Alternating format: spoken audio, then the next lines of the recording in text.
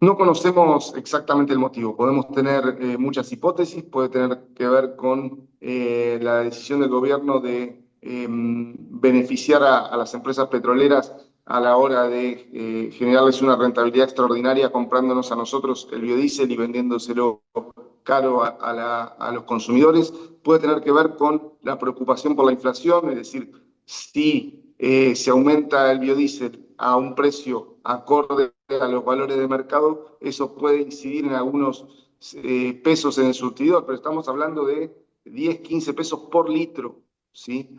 Con lo cual no tiene ningún sentido empujar a una industria tan importante como la de los biocombustibles a la parálisis por esos montos, que no tienen que ver con generar más inflación, sino que tiene que ver con reconocer los costos de producción.